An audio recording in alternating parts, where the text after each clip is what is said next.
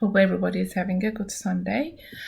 With this video, I'm trying to give you what we were supposed to know so far in chapter 4, because chapter 4 seems like disconnected with the first things that we learn in the course, statistics.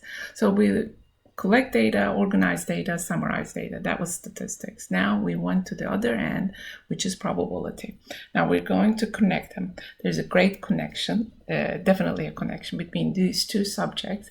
However, we're not going to go in very detail of probability concepts. We really need to know what's happening on the surface with the probability to be able to have an understanding or make the connections with the statistics, particularly with the distributions in chapter 5 and chapter 6. So in this notes, I try to put the bullet points that are important for chapter 4, which will be helpful for you because you have a quiz due tonight at 11:59 in my stat lab. So basic definitions, it's sample space, events, and outcomes. Here, the sample space, usually students think that, oh, these are the number of outcomes. For instance, if I toss a coin twice, it's 4.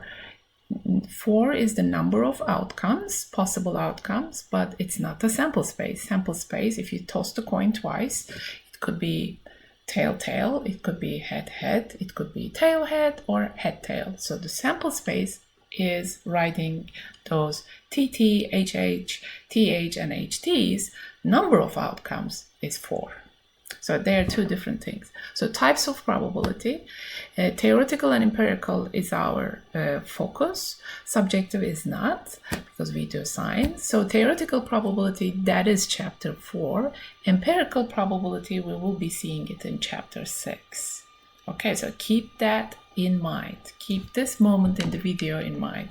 We will be dealing with empirical probability. What does that mean? When you toss the coin twice, you expect all those 4 outcomes. So I tossed the coin twice, but I'm having 10 tails in a row, or 4 of them are tail, tails, tail. That is empirical.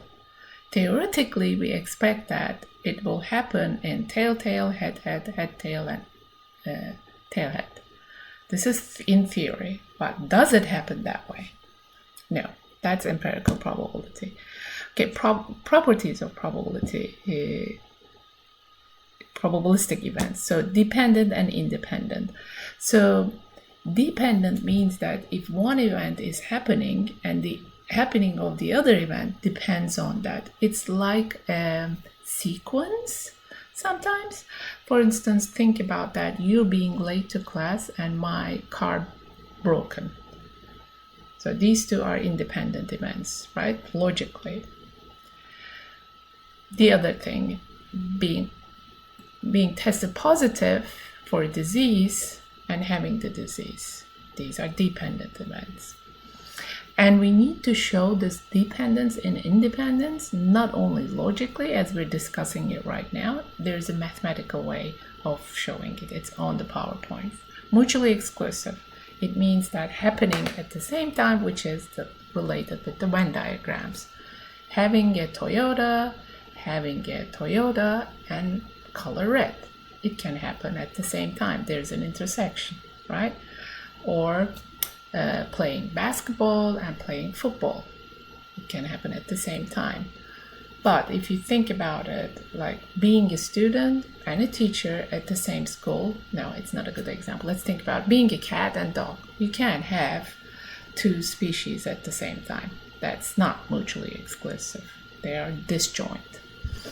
All right, so multiplication rule, it's about and. So if you're using any word and, so you need to think about multiplication in case there's no two-way tables.